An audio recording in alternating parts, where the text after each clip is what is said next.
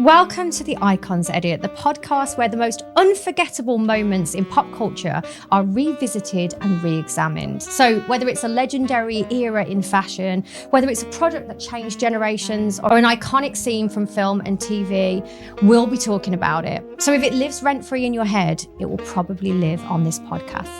I'm Dawn Anna Williamson, and I'm the host of the Icons Edit. Sex and the City never sleeps. So deep, we chase the moments, make them last. The future mirrors all the... So this is the very first episode of the Icons Edit, and we're going to be discussing my specialist subject, which is, of course, the icon that is Sex and the City. And to do that, I have a very special guest to join me. He's an actor, he's a singer, he's a social media superstar. Oh, darling. He's a huge Stop. Sex and the City fan, and he's my very good friend, Mr. Julian Sewell. Welcome. Yay! Thank you so much for having me. Well, thanks for being here. So the Icons Edit, we know it's going to be about everything iconic, and we had to start with Sex and the City. Obviously. We've done a few videos of Sex and the City. We have. So me and Julian have done quite a few collaborations where we reenact scenes from Sex and the City for comedy value. Yes. It's a passion project that we love to do. Yes. The first one we did was Mr. Cocky. Which is such a great scene. You're going to do it again? Why? Because it's there. And then the second one that we did, I think we did just recently, right? Which was the... Teabag. The teabagging. We have a teabag situation. Exactly. So those are really fun to do. Yeah. So we love to do our Sex and the City content. So we were like, what should we do for this first episode? And it was like Sex and the City. It is our icon for today. And there's so much to talk about as well. Well, yeah. And to be honest, this is me. So this is going to be one of many Sex and the City episodes. And we decided that what we're going to do today is iconic moments from the show and our favorite iconic outfits, which is a huge subject in itself. So we've got lots to talk about. So yes. Shows, including the movies as well? Yeah, we can include it all. Okay, I think everything aside from and just like that. Let's stick with Sex and the City and the Sex and the City movies. And yeah, let's get into it. So let's get into the edit for the first time ever. Julian, this is your life. That's a reference. That's a pop culture reference, actually. Remember, this is your life. No. Maybe it's because I'm too young. Oh my God. It's me then. Maybe just you. Okay. So then just talk about Sex I appreciate it though. All right. Okay. So what do we do? Do you want to do fashion first? Let's do fashion first because I understand that you are a fashion guru. You know a lot about the world of fashion. I look at you. I mean, you look drop dead gorgeous. Is that from the show? Thanks for noticing. It is Vivienne Westwood, and it is the jacket that Carrie wears for her book cover in CoverGirl. Oh, it is in the show. So Carrie obviously wore it with legs out because Carrie has the most amazing pins of anyone I've ever seen in my life. So Carrie has it as a tiny little mini dress. I'm obviously doing it with pants today. This is Vivienne Westwood. It's vintage now. Iconic because she wore it with Chanel ballet heels with the wraps around the legs. I mean, it's a great front cover for a book. So yes, thanks for noticing. I am wearing a piece of Carrie history. Okay, so let's talk about iconic fashion moments from Sex and the City. I want to know, actually, you know what? Scrap that. Tell me first, what does Sex and the City mean to you? Because as you said, you're younger and you didn't watch it when it was first out. No, so tell me. I was a fetus in the late 90s. Oh, yeah. Dawn has a drink and says, okay. I actually watched Sex and the City first during COVID. And I think that's actually quite recent. It is recent. This is the thing. I remember I was 15 years old and my friend said to me, do you want to come with me to the cinema and we can watch the new Sex and the City movie, which was Sex and the City 2. Wow. And that was the first introduction I got to all of these characters. And I was like, this is so funny. Like, Samantha is so funny. This is hilarious. Oh my gosh, I've got to go and watch the first movie. Yeah. And my sisters, I have 3 older sisters, by the way, looking at me like, you haven't even seen the show. A judgment. Ugh. And so like, I watched the first movie, thought that was amazing as well. But I never really got around. I remember seeing moments from the show, like Yeah. on YouTube. I mean, you Friends can't miss would- it because in terms of culture, it's everywhere. It's such a huge part of the cultural zeitgeist of Really. America and the early 2000s and the late 90s. I think I remember seeing Samantha's HIV scene where she gets tested. And she faints when she comes out of the room. I remember that was because I do work on social media as well. I do like recreations of scenes. I hadn't seen the show in its entirety, but one of the first scenes that I did that went viral, this is way back in like 2020, was do you have sex? Yes. Do you have oral sex? Give, receive? Yes. Yes. Yes, yes. Yes. So I remember doing that scene and going like, this is so funny. And the teabagging scene I remember really well, but I hadn't seen it in its entirety until I want to say the middle to the end of 2020, where I watched from season 1 right through until season 6. That's amazing because I often wish that I could watch it again through fresh eyes. I am rewatching it with my followers right now, and we're doing a weekly episode breakdown. Yeah. And it's amazing how even now, and I've watched it a million times over, that every time you see something different, and it feels different depending on what's happening in culture at that moment. And, you know, we've talked about before how Elements haven't aged terribly well. It's a product of its time. It's a show that came out in the 90s and certain things haven't aged well.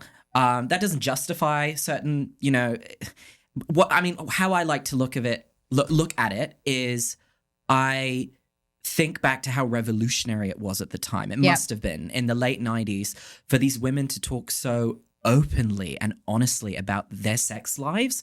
That hadn't happened before on TV. And the sex scenes. Do you ever think about what those actresses had to do? And it's actually not normal. I mean, I'm an actor, you're an actor. We've both done intimate scenes and so on. And it's what they had to do on the show is unfathomable. Some of them, especially, I think it was like Samantha, obviously, and Charlotte too. Yeah. There were moments where you're like, I kind of put myself in their head and been like, wow, I can't believe. I also feel like Kim Cattrall showed her like upper half of her body the most, I think, out of all the women. She's got a good rack, though. She does. I mean, that woman could. I mean, what? I know, but I don't know if then any of the other women did that. I think Charlotte maybe, because I think with the Trey era there was a lot of like negligees. There was like free the nip moments. There was definitely there was things going on.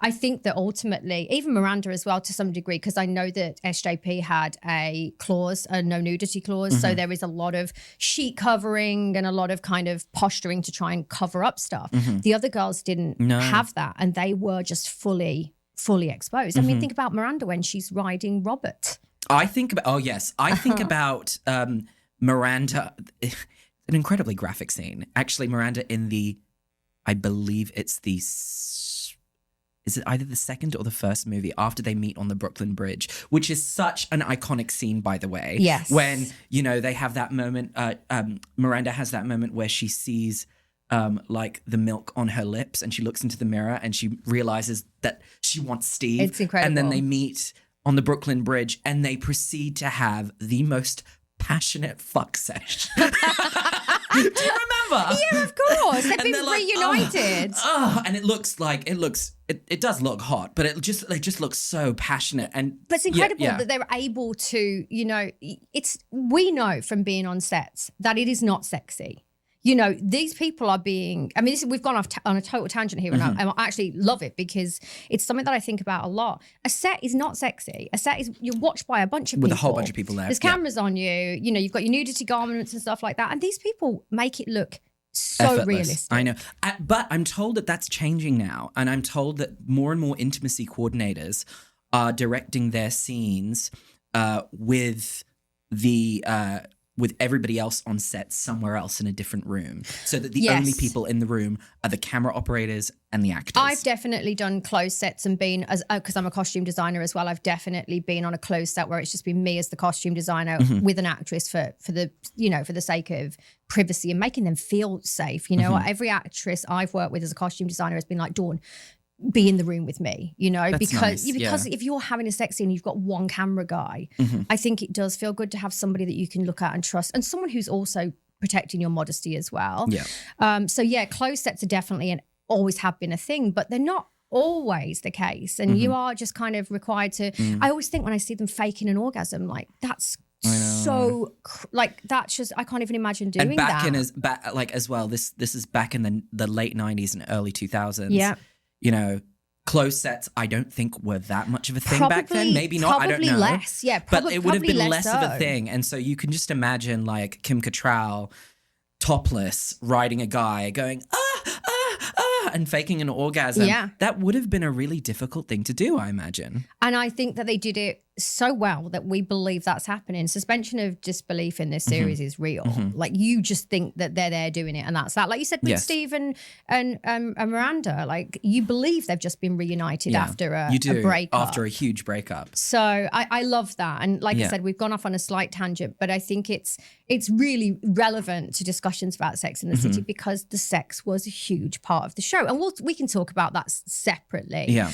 But yes, let's talk about the outfits. Let's talk about, I want to hear what your favorite outfits are and kind of why. And then, you know, I can help and identify them and say like who it's by. Because I think a lot of people who maybe don't know me on my social media don't know that I'm kind of an expert in the wardrobe. I own a lot of the wardrobe. And one of the things people love is that I can identify outfits and then they can go and try and buy them. Yeah. That's a huge thing. So hit me, tell me your favorite ever episode, So, like outfit. In terms of Carrie, I think that one of her most iconic looks is the newspaper dress. Oh, I mean. Which is, who's that? Who designed that? It's John Galliano for Christian Dior. Oh, and wow. I would say that it is possibly one of the most iconic dresses that was ever worn on television. And she looks so good in it. She's got such a great body. I mean, this is the thing we have to talk about with Carrie is that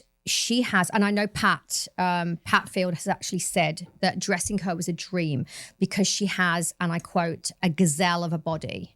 And I think that a lot of what makes her outfit so successful is her figure. And think about it. She's a tiny little woman with curves. Do you know how incredibly rare that is? That someone would be those tiny little pins, tiny little torso, and then actually curves. But it's not just the shape, it's the context of what that dress represents because it's newspaper and Carrie is a columnist, right? That's right. She writes in a newspaper. What's the name? The New York Star? The New York Star. Which is a made-up newspaper, I think. Or is it not? Or is it real? I think it's a New York... I don't know. Oh, God. I thought the New York Post was a real newspaper. I don't think it's real, but answers on a postcard. But anyway, she's got literally like a newspaper on a dress. And I'm like, that's so fitting for her character. Absolutely. You know? But can we talk about the context in which she wore that dress? Because it's actually whack to think of. She goes to meet Natasha to apologize for sleeping with her husband. Do we think that looking the most amazing and banging that a woman's ever looked in her life it doesn't make sense. To go and apologize to a woman whose husband you stole is appropriate. This has got a lot of bad press over the years. Not bad press, but people have been like, really, Carrie? Are we really doing this? I mean, she looks phenomenal. You could argue that's probably her sexiest and most amazing look of all time. And we've also got to talk about the tutu from the opening scene. Oh, of course. Because Iconic. I remember I was at the Museum of the City of New York, here in New York, and I believe this was back in 2023, and they had it on display. And then I went back 2 years later bringing like friends and family going, you've got to see the tutu. And it wasn't there anymore. It was like a limited thing. So wait, was this the actual original tutu? This was a tear rolled down my face and I was going, I'm looking at the actual tutu worn from the opening sequence of Sex in the City. So do you know the story behind the tutu? No. So Pat... Was it really cheap? Yeah. So Pat, who is the costume designer from Sex in the City, who is an icon in herself. Pat, you will be chased down to be on this podcast. She may have no choice. She actually found that in a dollar bin at I think it was a thrift store. And I think she paid $5 for it, I want to say. That is so chic. But you see, that's what Pat was the genius for. Yeah. You've got Christian Dior dresses. Coincidentally, the dress that you love, do you know how much it sells for now? A lot of money, I would I saw it on auction. I keep an eye on these things. I saw it on auction last week for $155,000 was the sale price. And for a dress? That's one of the cheaper ones, I have to say. $155,000? I think the most it went for was $250,000. I mean, this is crazy. I mean, it is the most coveted piece of... I wonder who has it. Who has it and who's wearing it? So I'm not sure who has the original, because obviously Sarah Jessica Parker had a clause in her contract that she got to keep all of the clothes from the show. However, there is a little bit of caveat to that. In the early seasons, when it wasn't quite the big juggernaut that it became, a lot of the clothes were auctioned by HBO. So she doesn't own everything. And then there's also pieces that were loaned. And I know that the Versace Milfoy dress, the beautiful one in Paris, that was a loan. It had to go back. I believe, actually thinking about it, the John Galliano for Dior newspaper was also a loan. It went back to Dior. Wow. So it most likely is in the archives. She does, I know, have a lot of stuff from the show, but the loaners, she couldn't keep. They had to go back. I think in terms of heels, and we know that Carrie loves her heels. Yes. I would have to say that the most iconic shoe that she wore was obviously a Manolo Blahnik's, but the specific kind is I think it's the one from the first movie, the Hangisi, which it's the blue ones, with the buckle, buckle, it's their best selling style. I love that shoe. It looked so great on her, and it's so iconic. When I think of Sex and the City, one of the costume pieces that I think of from that movie is the shoe. I wonder how many the stats on how many women got married in that shoe. I know of two, my personal friends, who that was their wedding shoe. I wonder if we were to get the statistics on how many women wore that shoe for their wedding. I think it would be huge. And I think that the sales of that shoe to this day are through the roof, because 100% that Carrie Bradshaw wore them to get married. I mean, it is iconic. Yeah. But Manolos is another whole huge subject. All right, Samantha, talk to me about your favorite outfit. My favorite Samantha outfit is the Mr. Cocky red dress. I mean, this is very classic Samantha. When I think of Sex and the City and I think of the characters, I think of how much we see their personalities reflected in what they wear. So as we know, there's a driving force with these four women. So Charlotte's driving force is the perfect marriage. It is the white picket fence. She's the traditionalist. Yeah. She's the conservative. She wants to find a husband, basically. Right. And we know that Miranda's driving force is her career. Yes. She is very career-driven. She's the feminist. People have cited her as the cynical character, and I do think that is somewhat true. But I think that a lot of people resonate more with Miranda now than they have been before, because she was really ahead of her time. She was really liberal thinking. Absolutely. And she had a lot of really liberal and open values that she would share with the women. And then, of course, Samantha's driving force is her sexuality. Right. She wants to have sex, and she wants to be like free enough to be able to do that. But and it's also power with her as well. Oh, 100%. So it's sex, but it's also a huge part of that is her wielding power via that, I think. Yeah. And so when it comes to what she's wearing in this specific episode, particularly when she's meeting a man that she knows she's going to enjoy later on in bed. She's going to enjoy. She wears this beautiful, bright red dress, and it makes me think of what the color red represents. You know, this idea of lust, passion and fire. Yeah. So I just love that you see so much of her character in what she wears in that episode. Absolutely. And it's funny because it's head to toe monochromatic, which is people obviously think means black and white. It doesn't. Monochromatic in fashion means head to toe the same color. Mm-hmm. She has red lips. She has a bright red dress. She has red shoes. Mm-hmm. Like it's full head to toe. And then she has that contrasting Fendi pony hair zebra bag, which just gives it that kind of slight pop of... Yeah. But I mean... Also in that episode, with the Mr. Cocky episode, which we recreated right after that, when she realizes that he's a little bit too well endowed, and she and Carrie are walking next to the Flatiron building. Yes, we recreated that scene. She's wearing this gorgeous animal print. Head to toe again. Black. Head to toe. Head to toe. Yeah. And she wears a lot of animal print. Her and Carrie. I don't think the other women wear it as much, but Samantha definitely. Carrie was an early Dolce & Gabbana frequently in the earlier seasons. You saw a lot of leopard print from Dolce, but Samantha, I think it was part of that kind of feline-esque character, wasn't it really? It was that sort of raw. Yes. And I wore the exact top when we Yes, recreated that I scene. did. Which I literally cannot believe when we recreated this scene. Mind you, I didn't have the skirt.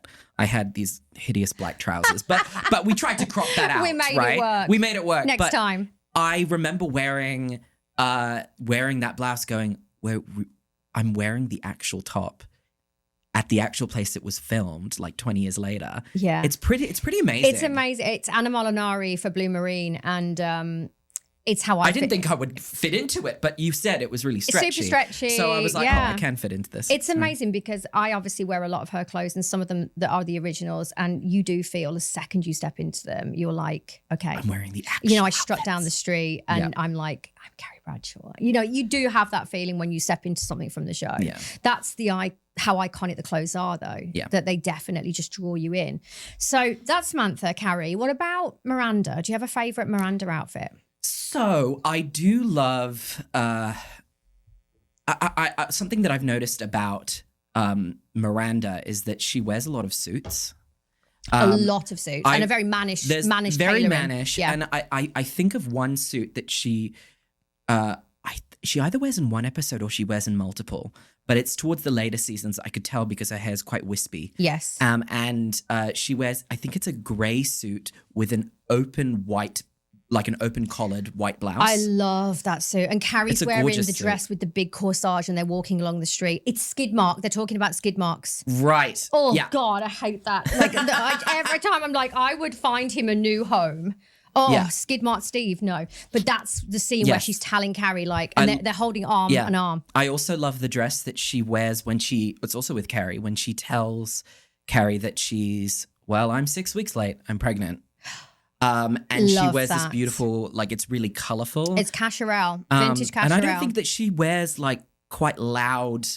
I don't remember Miranda as a character that wears quite loud dresses, but that was one dress that I That's was right. like, it's beautiful. It's a lot of prints and it's very feminine. But do you think that was maybe because she was telling Carrie she was pregnant? Do you think there was a Perhaps. synergy there? I think there was an underlying thing there. Yeah. I also love the dress that she wears to the gay wedding in the Sex and the City 2 movie at the beginning. I just think it goes really well with her hair, the black and white with her bright red stunning. hair. It's Julian McDonald. It's bespoke, and I actually have access to that exact dress. Pat has it. And I will be trying it on soon. I've tried a bunch. I tried all the bridesmaids dresses on from the wedding, and they have that one too. That dress is just to die for. And I think it was very much a departure from Miranda because she wasn't glitzy or glamorous like the other three and were. glamorous. But in that moment, I would argue she looked the best out of all the girls. I And she agree. looked devastatingly pretty as well. Her face was so soft. Yes. And she also wears a similar dress in one of the movies. I don't know if it's the first or the second. And they're walking down the street. And it's a black and white dress as well. Geometric print. Yes. And she's got a belt on and she's got heels on and she's just got this gorgeous, her hair's styled really She well. looks absolutely fucking phenomenal I in think that she movie. looks really good in the movies. Yeah. And this is no hit at Cynthia Nixon. Cynthia Nixon, if you're listening to this, I love you. I didn't like Miranda's hair in the first and second seasons. But in the movies, I kind of agree with that to some degree. in the movies and in the latter half of the show, where her hair was a little bit more of a bob bit and a softer. bit longer and softer. I really, really thought she looked really chic. I think she has the kind of face that can pull off gamine, which is like the very, very like the pixie cut. So she definitely carries it off. There was definitely some times where it veered into, I don't like this. I think when she wears those overalls and she's walking down the street and she's got like really short, it's a little bit too severe. Yeah. But I think when it went softer, however, I will say one thing that I hate about Miranda's hair. I don't hate, this is just one scene. Do you remember when she has the baby and she feels like she just looks terrible? So Samantha kindly gives her appointment at this really expensive salon. I love that scene. I love the scene. And she goes, go. Is that the scene? And then she gives the baby the vibrator to soothe the baby. It's love that. absolutely perfect. However, when Miranda comes back from the John Mandy salon, that's not a great haircut. And every time I see it, I'm like, that's what John Mandy did to your hair. For me, it's like I wanted to see something more dramatic, something that just felt like she really had, you know, this amazing appointment that we assume cost like $500. Yeah. But it's funny how I've talked much about continuity in the show, and it's those kind of moments which are so interesting because as a viewer, you're like, your hair doesn't look like you had it done though. Like, did you go to the salon? Yeah. But that's, It's like when it's also an iconic moment that I really like. I think it's in the earlier seasons when Carrie, it's the end of the show, and Carrie picks up the phone and you think that she's calling Big because she goes, I know things have been rough between us. Right, after the argument. But yeah, but can you, I would really want to see you. And you think, oh God, she's going back to Big. And then it's revealed that it's actually Miranda. Well, I mean, again, off topic, but you can't discuss Sex and the City without veering off a little bit. But I actually think about this a lot. And I think that Carrie and Miranda were the two closest when I think about the relationship. I mean, I'd say Carrie and Samantha too, but I definitely think the relationship between those two was the closest friendship. So when they had that huge argument that preceded that. I love that argument. I love that scene. I think it's so well acted. But isn't it true to life? How many people have you known who've done that? Just kept going back and then kept expecting their friends to pick them up and then straight away ran back to it. But I think that Miranda is a true friend because she's telling Carrie what she doesn't want to hear, but she needs to hear. Absolutely. But she always does that. Yeah. And she pulls her. I think there's another argument that happens in the snow in later seasons when I think it's for a similar thing. I recreated it recently. It's when Carrie's going to Paris. Yeah. And Miranda's like, she's like, you don't like him. And she's like, okay, I don't like him. It's because she doesn't like Pachowski. Yeah. She doesn't think. And in the end, she's ultimately proved right because she does know Carrie really well. The acting between those two, between Cynthia Nixon and Sarah Jessica Parker, is just phenomenal. And I think back to that first argument when you can tell that they're getting really, really heated and there's like tears in their eyes. And it's like the first sign of any flaw or weakness and you just write people off. Oh my God, Samantha, Miranda, you are so judgmental. And that is also really true though. That was a moment where Carrie fighting back actually was true because often Carrie was in the wrong. Like, I'm not going to lie. Carrie 100%. Was frequently in the wrong. But in that instance, it is true. And Miranda, it's a kind of personality trait that I kind of also... I can see myself in that, I do that. I write people off. But I get really that's it. Yeah. Like I don't really feel that way, but I definitely have that. So the reason why I brought that moment when she goes to the restaurant and you expect to see Big there is if we're going to go back to her hair was not looking good in that scene. It was really fluffy and I was just like, very fluffy. Oh, can someone just fix it? I don't know. That's me being judgmental now. But it's funny because I think it's okay because I think as fans of Sex and the City, a big part of that is being judgmental. Yeah. And I say that because all of my lovely followers, we do this where we dissect the episodes. And and sometimes people say to me, oh God, you're just letting people be really judgmental. I'm like, not really. It's a show that we're allowed to be judgmental. You're the audience. The whole show invited opinions 100%. And it invited polarizing. It was polarizing in some degrees. And so, I do let people have their opinions because their opinions and it's how it hits you and how it affected you. And so for me, and I think Miranda was probably the character that was either the most polarizing or the one that most polarized. She put stuff under a microscope in ways possibly that the others didn't do as well. Okay, so last of all, Charlotte. Do you have a favorite Charlotte look? Now, Charlotte's a very specific style. I know. She's very Stepford Wife. She's very sophisticated. Yeah. She wears a lot of classy outfits. Yes. I don't know if this is a dress or a top, but there's this photo that I see online whenever somebody brings up like a picture of Charlotte York, they always use the same photo. And it's a photo of her in her gallery in one episode. And it's so simple and but it's not boring. It's sophisticated. It's the black classy. Dress, right? It's the black with dress. The high neck. Yes. Yeah, it's absolutely stunning. I think it's everything. The way her hair is sleeked back. It's very sexy. It's the 90s lip as well that she's kind of sporting, and it's a very sexy. The thing is with Charlotte, do you agree that she was actually like quite a sexy character? If you think back, I think this is again very judgmental of me. I think Charlotte's the prettiest woman. I'm sorry, I'm going to have to agree. She is. I look at her and I think she's heartbreakingly beautiful. Yeah. I mean that girl's face. She's beautiful. Just the doe eyes. She has the doe eyes. Yeah. And I think that she also could translate to sexy very easily. She definitely 100%. was able to bounce to sexy. Yeah. And I think that was one of those times where she's professional. It's a work dress, but she could go to a bar after that and pick up a guy in a second. Yeah. And I think, it's a theory dress and it's super simple, but it's it's almost vampy. They've kind of put her in a vampy. Yeah. What did you think about the outfit when she goes to Atlantic City and she's turning 30? Is she turning 35? And she's horrified. Remind me that one again. It's the old maids. The theme of the episode is the old maids, that it's her birthday. She looks at herself in the mirror. She feels frumpy. So she goes down to the hotel gift shop and she gets this kind of plunging Vegas dress, you know, the kind of the one with the deep the plunging and neck. she's kind of not crimped her hair, but her hair's all beachy and wavy, and she comes walking and everyone's like, even Samantha's like, what the hell? Stunning. She looks stunningly people gorgeous. ask me all the time who made that dress, and I still haven't actually found it out. People kind of love the trampy dress. Of course. What does that say about us? It's so sexy. What does that say for us? But yeah, that's the thing with Charlotte, is that you definitely have this complete dichotomy, because she is this prim and proper, the little sort of 1950s dresses, you know, the 50s style.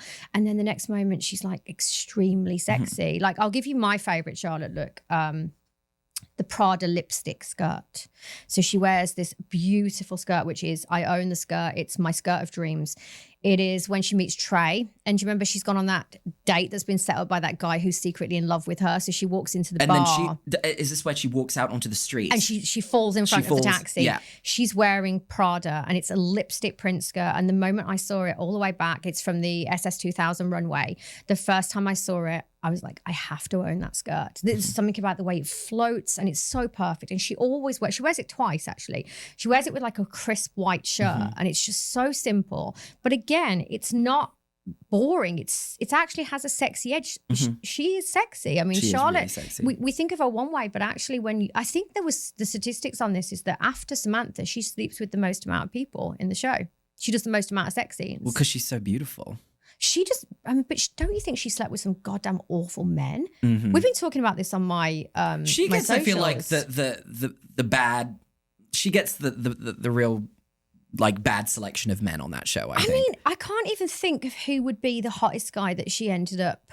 I mean, I actually struggling to think of who Charlotte has been with. Every guy that I see her with, I'm like, why would this incredibly beautiful woman be with that guy? I think she just really didn't get the best pick. But then actually a lot of my followers have said that we don't really think that the selection of men across the board was like Samantha slept with some absolute dingo, like absolute like what, like why? And you know, sort of the insinuation that she slept with them because they were rich, you know, that was in the early seasons. Oh, speaking of iconic like fashion moments, something that we've forgotten to mention is what I think is truly iconic, especially I think in the first season or the first two seasons, is Carrie's fur coat that she wears everywhere. And I see clips of people recreating this on social media of like, as soon as you you curl your hair and you put on a fur coat and you wear heels, you sort of skip your way across the streets of New York. You trot like a horse across the streets of New York, trot, darling, wearing trot. that fur coat. You just feel like you're living in Sex and the City. Yeah. Yeah, it is this coat. So this is actually a faux fur version. I make that very clear.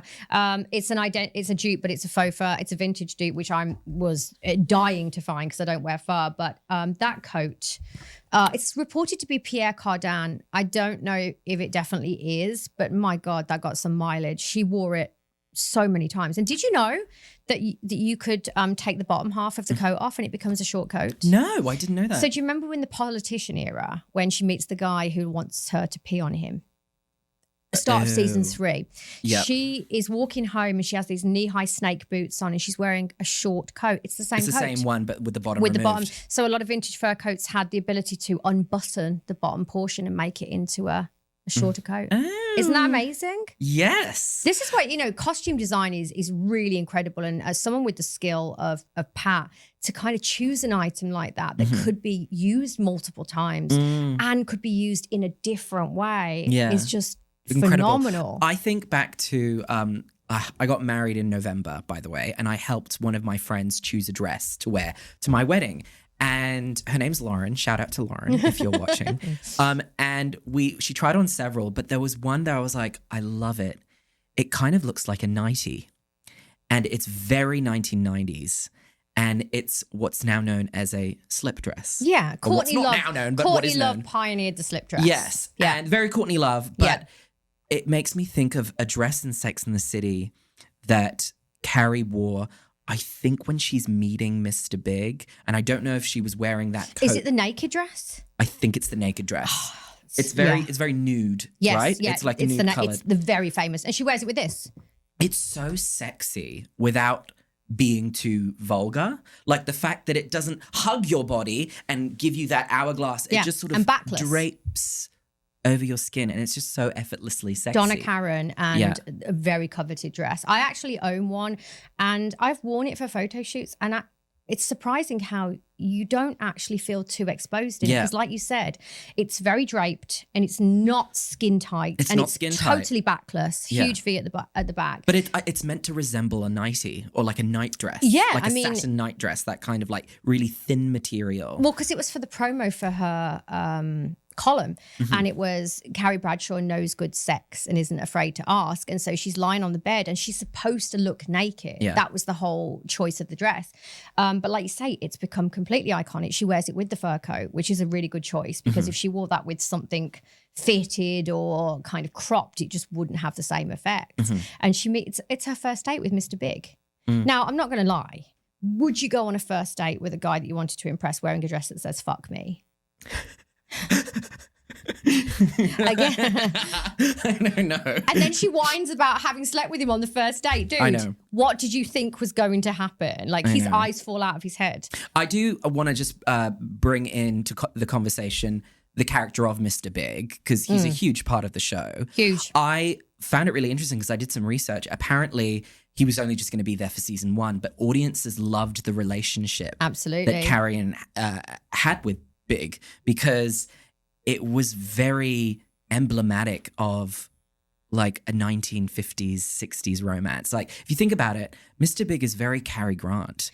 He's very dashing. very Cary Grant. He's very tall, dark, and handsome. He's always in these Self-assured. business suits, very polished. Yes. Very dapper. Yeah. And I just found that really interesting that audiences were like, no, we want Mr. Big back.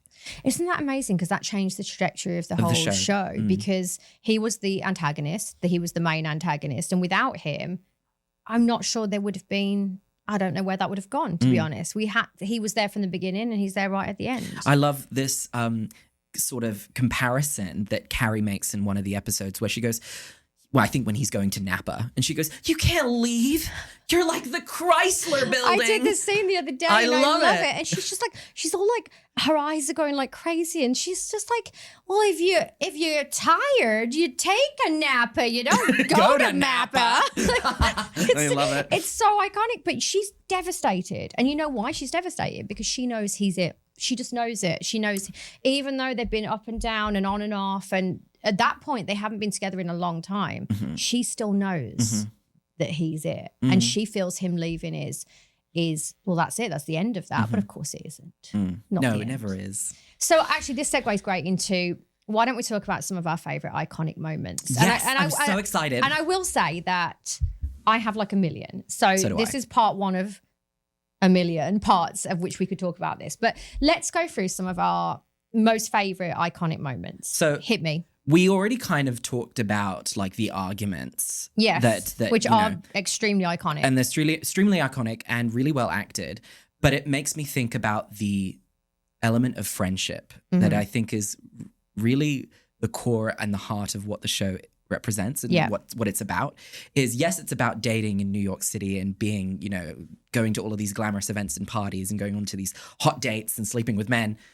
But I think such a huge part of this show is the friendship between those four women. Of course. I think of like a more kind of lighthearted scene that I think of is that when the girls have each other's backs. Like when I think of scenes about friendship in Sex and the City, it's always like I got your back kind of scenes. Yeah. Like if you think about, I think this is in the first or the second season, when they're at a party and Charlotte's like, she stole my baby name. And Samantha goes, you bitch, we're leaving. Doesn't even think twice about it. Straight away, and they have each other's backs. And I think of the scene where Carrie tells Samantha, they're in the kitchen. Carrie tells Samantha about cheating on Aiden with Big, and she didn't want to tell any of the other women. Like, she didn't want to tell Miranda because she knew that Miranda's going to go crazy. She didn't want to tell Charlotte because Charlotte's conservative. So she tells Samantha about it, and Samantha's response is very like... It's very classic. It's very classic Samantha, and she says, Carrie says to Samantha, don't you just want to judge me a little bit? And Samantha goes, not my style. Which I just love because it isn't her style to be judgmental. That's right. I think that Miranda is very judgmental as a character. And Charlotte too. And Charlotte too in many ways, but actually Samantha's very liberated like that. She's a very liberating kind of person and a friend to have around. When I think of the movie, this is my sister's favorite. I have 3 older sisters. I've already said that. 2 of them, their favorite moments is, one of their favorite moments is from the first Sex and the City movie when Big doesn't come to the wedding that Carrie is about to have. Right. And he changes his mind and he comes back and their limos cross paths. Right. And she gets out on the street and she goes, I knew it. And she starts whacking with the bouquet of flowers, and the petals are just falling in slow motion. And she's like, I knew he would do this. I am humiliated. And what happens is Big then goes after her and she goes straight into Charlotte's arms and Charlotte goes, no. Yeah. It's incredible. And it makes you like teary because it's like Charlotte really had her back. And especially it's surprising because it's Charlotte that's the one you'd expect it to be. And I actually think this is really interesting. When it came to confrontation, you'd think it'd be Samantha. It never was. It was always Charlotte. She attacks Big in when she's pregnant, you remember? Yep. And she's I cursed the day you were born. Yeah, I always was on your side. You know what I mean? Yeah. It's very interesting that Charlotte actually often comes through as the stronger character. I do love the when I think back to the bouquet, I think about another scene involving flowers. Do you remember the one that I'm about to say? I don't know. I think this guy, his name's Berger. This is towards season 6. Oh my God, we all know Berger. Berger comes back to Carrie's apartment and says, I'm in love with you. I know things haven't been good between us or whatever. I'm in love with you. And he he goes back to her place and sleeps with her for the night. Carrie wakes up in the morning and he's nowhere to be seen. And he sees a post-it that says, I'm sorry, don't hate me. I'm sorry, I can't, don't hate me. I'm sorry, I can't, don't hate me. And Carrie just looks away and then violently throws the vase of flowers across the floor. And it's just stillness. And the water just quiet is stillness. Dripping down the table. And it's stillness. And I don't know what it is about that scene that always gave me goosebumps. Because so much of Sex and the City was tongue-in-cheek and comedy that when you have those moments of just utter devastation, that it really hits extremely hard. I think of another scene. I'm thinking of one too. Oh my God. And it's probably my favorite moment I think of you're gonna the show. I think you're going to say the same one as me. It's at Miranda's mother's funeral. That's the one. It's at Miranda's mother's funeral. And what I love about Samantha's character is, yes, she's hilarious. She's comic relief. She's this fabulous, confident woman, but you very rarely see her get emotional. You don't. It's not how she wants to portray herself. She doesn't want to portray it. World. And so when this devastating thing happens to Miranda, she has no idea how to react and is really awkward and buys a big bouquet of flowers that says, what does Charlotte say? We wanted this... we wanted something tasteful, not your dead, let's disco. I love it. And she has no idea how to react. And she's like, oh. But she's sitting there in the funeral, in the service, and Miranda looks back because obviously she's at the front because she's with her family. And so she's separated from her friends.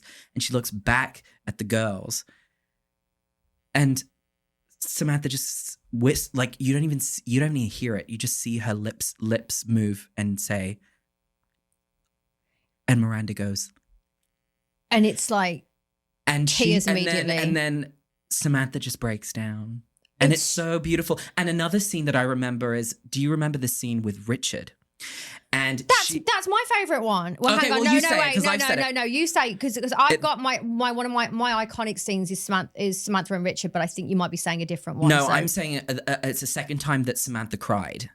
So when he tells her like you slept with my architect, Yeah, you slept with my architect, you don't get the job. And she goes, if I was a man, you would have like patted me on the back and you would have given me keys to an office. And she's not wrong. And she goes, you know, like she says something else and she leaves and Carrie's narrating it and she's going, she wanted to get into that elevator so quickly because the tears had already started to form. And she couldn't. And she was like, come on, come on, come on. And he's chasing after her going, wait, Miss Jones, wait, Miss Jones. And she gets into the elevator and just then bursts down. into tears. And then at that moment, Carrie goes, it was then and there that Samantha got the job. Richard called Samantha going, you have the biggest balls I've ever seen or something like that, which is just like, again, it's that the moment of the elevator closing, like she doesn't want anyone to see her true emotions. Yeah, it's interesting that we've picked, and one of mine is Samantha, and I'll tell you in a second. 3 of our favorite iconic scenes involve Samantha in moments of vulnerability. So I'll give you mine. So the funeral one is, oh my God, I find that whole episode to be devastating, beautiful. But so real. And I cry every time I see it. Me too. My scene that is in my lives rent-free forever, Richard and Samantha on the rooftop when he invites her. It's in The Good Fight, my favorite episode. And he invites her. It's an intimate date. And she's like, I don't want any part of this. Show me your big, gorgeous dick, you know, like with this, the whole thing. He's like, no. And they dance to Sade. And it is the most, I think a lot of people would say this is iconic because she's like, she gives in. She gives into the idea of being in love with Richard, which she has not allowed herself to do. And I think that it's interesting that we've just picked our iconic moments and they're all Samantha being vulnerable, letting herself go, which is interesting. And letting herself feel these really strong feelings. Yeah. I'll give you another one. Okay. This is not Samantha. This is more of a comedy moment, but it is my absolute favorite. It's Miranda. So Miranda has decided to be on a sex ban. So she's decided no more sex. And so she starts eating cakes. And she keeps going to this patisserie and ordering these giant eclairs. And she's stuffing her face with cakes. And then she moves on to like giant cakes. And then she finds out that the giant cake she wants is like $60. And she's like, okay, I can't pay this for a cake. So she goes and gets a box of Betty Crocker chocolate brownie mix and she makes her own sheet cake. And then, so it shows you in between Carrie having amazing sex with that guy, Ray, you see some Miranda keep going into the kitchen and taking another slice and cutting another slice. By the end, she gets so frustrated with herself that she throws it in the bin.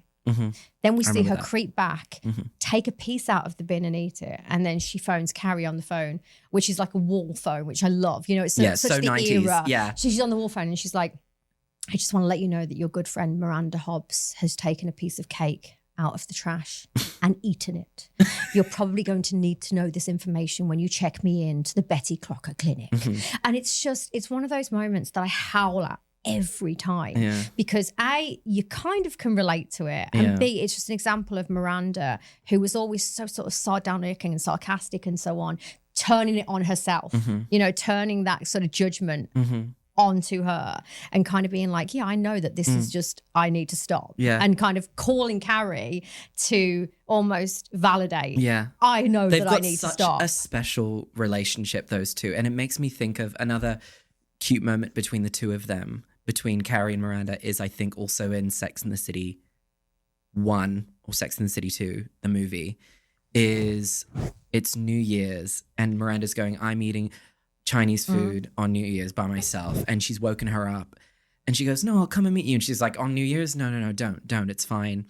You don't have to. I'm all the way across town. And then Carrie goes, okay, good night, puts down the phone and then gets up and goes. And then this beautiful rendition of Auld Lang Syne is playing. Should all it's incredible. Be forgot? It's so beautiful. And she's making her way across town in the snow and she just gets there just in time. And it's like 3, 2, 1. Happy New Year is playing on the TV, and she's the first thing that she does is hug Miranda, and she goes, "You're not alone," which I think is just so sweet. Yeah, it's such a sweet moment. Their friendship was definitely brought into question in that movie because obviously Miranda tells Carrie that she's responsible for big kind of like fucking up at the wedding. And so they have this back and forwards in that. With a whole bunch of balloons. Is that that scene? They're in, it's Valentine's Day. It's Valentine's Day. And they are having a date together. And she tells her, and then, they're in this restaurant and everyone thinks they're a couple. And so then they have this huge argument. And, again, it's a really real moment. I mean, obviously not many of us have kind of fucked up somebody's wedding. But and at the same time, I would argue that she didn't really do that. She said one throwaway comment to Big that, you know, it's kind of on him that he, was typical Big and sort of took that too far. But I think that the friendship elements are really kind of important in terms of our experience of watching the show, because it's how we identify with it through our own lives. Also from my favourite episode, The Good Fight, the scene where Carrie and Aidan get into the big fight about the doggy in the shoe. It is. I've recreated this scene. I think a lot of people are very pro Big and anti Aidan. Actually, how do you feel about that? Pro Big or anti Aidan, or which one did you love? Who did you think she should have been with? People will argue all day long about this. Genuinely, I think that I really, really don't like how she hurt Aidan. But do you not think that they had the most incredible chemistry in their scenes together? And the great thing about Aidan's character, and played by that actor, is that John Corbett, such a different vibe to what Mr. Big is. I mean, he's like a surfer night dude. And day he's different. So casual. The turquoise rings. He's messy. He's not polished like Big is. But he's a man. He's definitely a man's man. Yeah. He's not metrosexual in any way. No. He's a man. He's a dude. And I think that Carrie and Big will always be like, they're just such a timeless couple. I mean, I think those characters are just like ridiculous. Extreme. They're so flawed, and like they've made so many mistakes, and the countless cheating that both of them do. Absolutely. I'm just like, oh, Carrie. I think that I was always, when I first watched it, I was very pro Aidan and very much thought she should be with him, because I actually truly think the chemistry in the scenes together was much stronger with Aidan. The fight, that one of my favorite scenes ever is where they have that fight. It's perfect. And there's another one where it's the one where Miranda's pregnant and she doesn't want to tell. She tells Carrie not to tell Aidan or anyone. Yeah, but of course she does. Yeah. And then she comes back to the apartment and Steve's there, and she's like visibly shaken at this idea that Steve's there and she's hiding this secret from him. And so she takes Aidan into the bathroom and she's like, "Did you tell him?" And he's like, "What?" And she's like, "About Miranda and the baby." Like it's all done, like whispered. And it's just a moment where I'm like, the acting chemistry between those two people. And he's like, "What's bugging you?" And it's, I think them two bounced off each other amazingly. Yeah. And that's why The Good Fight, when they have the fight about the shoe, and your shoe-eating dog, and and you can knock yourself out putting on the Rogaine and the speed stick. And he's just like, and he looks in the mirror at his hair to see if he's actually receding. I think that those fight scenes are just phenomenal. I mean, I think most people would say that The Good Fight is one of their favorite episodes for that reason. Do you have any other iconic scenes? Yes, there's one fight that I remember that isn't a crazy fight, but it's a fight about money. It's in the episode where Charlotte and Carrie? Charlotte won't let, like, she doesn't offer the money. Yeah. And Carrie's really pissed off by that. And she's really pissed off by but that. I'm on kind of Charlotte's side, because I think most people are. It's like, why are you getting pissed off at her for not offering to give you $35,000? All of this money? Right. It's just really shitty of her as a friend to be like, why wouldn't you offer the money? And she's like, "It's not up to me to fix your financial problems." Yeah. And it's so true. And I just think that was, there have been a lot of fights with, I don't know if it was the same fight. I think it's a different fight. But I think it's almost like in the same place. But it's like where Carrie confesses that she is still sleeping with Big, or still seeing Big whilst he's married. Yep. And she goes, "You're the other woman. How would you think if this was... How would you feel if that was me?" If that was me. And she goes, "I would be devastated." She's getting married to Trey at that point. It's literally she's packing up the apartment to move in with Trey. They're getting married the next week. And she's just appalled by this idea that she's sleeping with a married man. And, because she's getting married. And she's saying, well, okay, maybe you're not thinking of it Because I think Carrie's thought was, well, I was there first. He's mine. So if I want to pick him back up again, it's okay. Yeah. Whereas Charlotte's like, well, not really, because he married somebody else. Yeah, he married someone else. Exactly. You know, he married somebody else. And so, you know, I'm now getting married. Yeah. So, and that's fair. It's a fair judgment. I like how Charlotte and Miranda and Samantha are on cycle as just like the voice of reason that Carrie really needs, because Carrie is so clouded by like love. She's got rose-tinted glasses on. She really makes so many poor choices. But she's very self-involved as well. She is, yeah. She very much sees the world from this. Mm-hmm. She's very rarely can sometimes she can, but very rarely can she see out of this. Yeah. And that's where the criticism of Carrie come from. On that note, who are you? Who are you? Are you a Charlotte? Are you a Carrie? Are you a Samantha? I think we're never just one person. No, I think that we're think a so combination either. of two or three. I think there is an element of Samantha in a lot of gay men.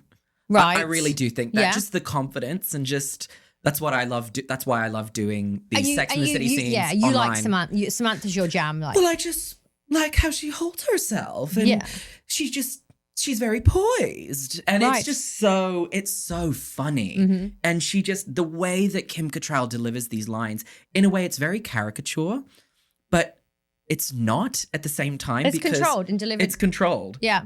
Because you imagine that somebody that, like, if you can imagine Samantha as a character on paper, it's very easy to just over-sexualize her and have her speak like this. That was definitely the danger. Raspy and like, yeah. you know, like this kind of like this woman lioness sort of sultry figure type. But like Samantha is class and elegance. She actually is. She carries herself. And we were talking about this, I remember once, about how Kim Cattrall is actually English. On her mum's side. She was born in Liverpool. She's born in Liverpool. Yeah. And there is this almost British, I guess, posture about. And her accent is definitely more of a. It's very classy. It's very classy. Even though it's American, it's not a British accent. But it has a British slant to it. Yes. It's why you and I both can do a really good Samantha, Yes. I think. Because you're not, what do we call, I'm European, I guess. What do you call yourself? Oh, I'm from New Zealand, but I don't know where I'm from because I grew up in Hong Kong. We're not American. No. So we're not American. Definitely not American. So we I are have a weird American twang sometimes. We're both able to do a really good Samantha, and I think it's because of that British. Because you grew up in Hong Kong. Yeah. Well, So- I mean, like Britishisms kind of share. We kind of share a lot of the same kind of culture and we do. words and like our dialect is. I wouldn't say it's similar, but it's definitely not American. It's Right. closer to British and Australian, Yeah. New Zealand, you know, like than it would be to America. Yeah. Yeah. And that's, you're absolutely right. That's how I feel like we can do Samantha so well, is because there is a Britishness to Samantha. A clippedness and a sort of like a very clipped delivery of these moments. But so you are so you're part I Samantha would say and then I'm part Samantha and probably a Miranda, I would say. I think all good people have a bit of Miranda in there. Oh, yeah. I mean, she speaks her mind. And I like Right. how she is very driven by her career. Yeah. And I feel like I'm quite driven in my career. Yep. And yes, I would say Miranda and Samantha. What about you? Well, I'm obviously a bit of a Carrie because of the clothes and the shoes and the bags and that kind and you of, are a fashionista. and I'm also a writer. Yeah. So yes, influence, because she just was so cool, and she is really cool. Yeah. What we have to think about is the way she swaggers, the way she struts. It's like The way she runs her hands through her thick mane and just like. And she has this. looks to the Sarah back. Jessica has this. She has these kind of weird joints in her fingers where her fingers bend. Right. She does this when Yes. she's always So- putting her hands on her chest. Yeah. Yes. There's something very specific and very deliberate about her movements that is so just, I love it. And she has this thing that actually does bug me. I talk about this a lot on my socials. She has this really over-exaggerated way of kissing and eating. Right, think about her eating a piece of cake in the show. It's like this. She's always talking with her mouth full. Yeah. It's like it's really over-exaggerated. And then when she's kissing somebody, it's it's like devouring them. Yeah. And my followers talk about this all the time and they're like, God, I hate the way she kisses. But it's all very Carrie. It's all this very, very deliberate, over dramatized kind of way. Yeah. And I do think that I definitely have a lot of her in me. And I think when I was younger, I definitely was probably a little bit like her in terms of relationships and stuff. I don't think so now. No. I think I'm definitely more of a Miranda. But then that being said, and let's just to kind of like, we're going to wrap up, but I want to talk a little bit about And Just Like That, because this is where my next point was coming. Ooh. It just got interesting. It just got interesting. That's from a different show, though. Oh, that's from our other favourite show. That's from Friends. Friends. Don't even start us on Friends. No, we'll be here we'll all talk about, day. We'll talk about another that day. another day. Yes, And Just Like That. I really, really, really have to say I hated what happened with Miranda in And Just Like That, because I think she was such a specific character in Sex and the City, and she was this feminist, and she was just very much like, and I think that when I think of her now, it's slightly diluted by what we saw in And Just Like That. It doesn't make sense to me personally. So her what storyline. did you think about the sequel? Just to touch on that slightly.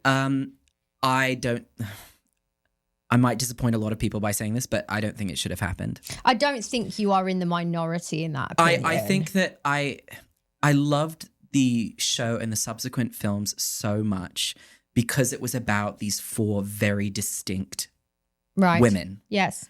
And it was a story about 4 of them, not 3 of them. I know. Well, 4 that of was them. that was So it feels the like sticker. something's missing. Like it's like the Spice Girls. It wasn't the same when Jerry left. No, it wasn't. So, it's like a part of a really crucial, integral part of the show was missing. Yeah. Think about what Samantha was in the show. She was the Sex in the City. She was half of the show. Yeah. I mean, in my opinion, she had, it's not I an agree. opinion, it's a fact. She was in the most sex scenes in that absolutely. show. She put the sex And into she the city. represented, she put the Sex in the City. Yeah. So when Kim Cattrall isn't involved, but then they decide to go ahead with the 3 other women anyway, it feels like a disservice to the actual story. And I think it was problematic the way they decided to talk about why she wasn't in it. That was problematic because let's face it, if your whole show has been built on friendship and it's built on and that is the fundamental underlying thing that ties Sex and the City together so 100%. beautifully is it's about female friendship.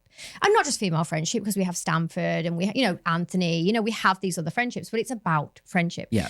So how can you then say that they've fallen out over a trifling little issue, that she didn't hire her to be the publicist over for something? First of all, I don't think Samantha would have given a fuck, to be honest. She might have been like, what are you doing? But I actually genuinely don't think it would have caused a big fight. It wouldn't have caused a fight where they no longer Never spoke to each other again. Absolutely. And so that, I think, was the sticker, was like, it would have been better to say she died. And I said that's horrible, but I think it would have been better to say there was something much more that was not to do with them falling out. And if they did fall out, it had to be over something much bigger than that. Because these people, and especially Samantha and Carrie, extremely close, extremely always on a level, and never really had an argument. Did they have an argument ever? Who? Samantha and Carrie. Yes, they did. Which one? They had an argument in the show. It was when Samantha gets on her knees and is in her office, and Carrie comes in and she has really short curly hair. Oh God, I love And this. she goes, "Oh my God," and she walks in She on judges Samantha her. giving her head. Yes. And it's, I love this moment. And it's when they finally confront each other about that. She goes, "But if you ever came in on, and I don't know what the line is preceding that, but Carrie goes, "But that is not something I would ever do." And she goes, "There it and is." she goes, "There it is." Yeah. I can't believe that you would do that after all we've been through. "Samantha, where are you going?" "I'm going to splash some water on my face and I'm going home. And I will not be judged by you or society. I will I will blow anyone I whomever, want. as long as I can breathe and kneel." And I love that because she takes the moment, she completely turns it around and empowers herself. And in the end, Carrie, and the thing is, and we'll talk about this a lot more, in future episodes, but Carrie was actually quite judgmental. It's, I will wear whatever and blow whomever. I Right. will wear whatever and blow whomever I want as long as I can breathe and kneel. Sorry, just want to put it out there. Right. Go ahead. Right, edit. So I feel like it's about the fact that, Carrie was a sex columnist, and actually was the most judgmental of all, really, and the most buttoned up and the most covered up, which is a whole topic for another day. But it's definitely something that troubles people, because you're like, how did you write a sex column and you were so judgmental about seeing your friend give the UPS guy a blowjob? I know. I mean, everyone would be like, what the fuck? But I don't think it would be more than like, it's funny, ha ha. And you know, we all know about the feud between Kim Cattrall and Sarah Jessica Parker. And it's not me saying, oh, well, Samantha should just, Kim Cattrall should just get over it and do the show. No, I'm not saying that, because clearly that was never going to happen.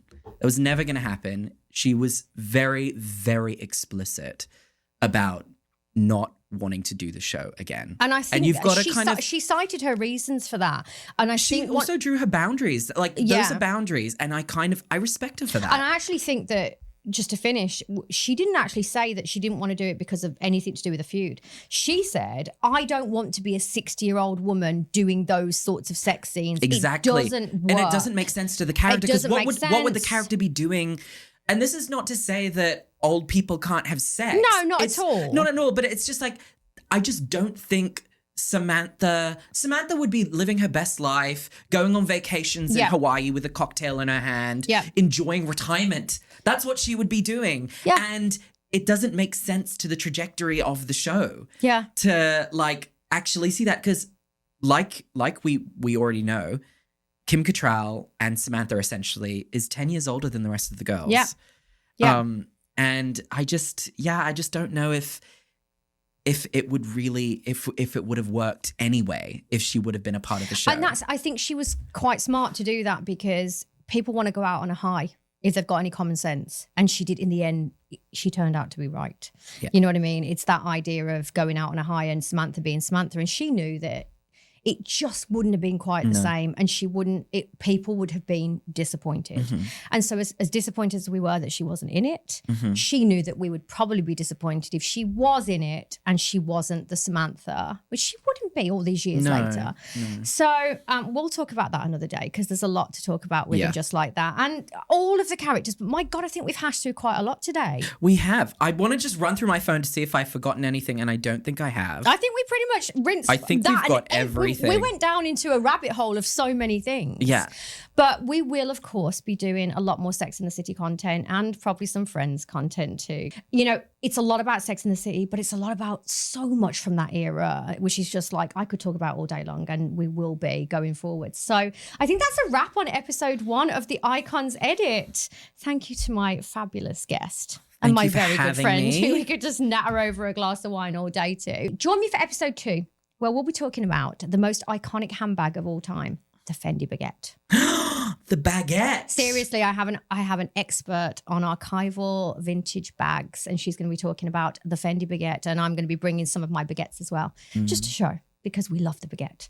So that's it. And Carrie wore a lot of baguettes, didn't she? Oh my God, she did. She had a lot of. So that's coming up on next week's episode. So join us for that. And until then, that's it for the Icons Edit for today. Woo! Julian, thank you so much. Thank you. The city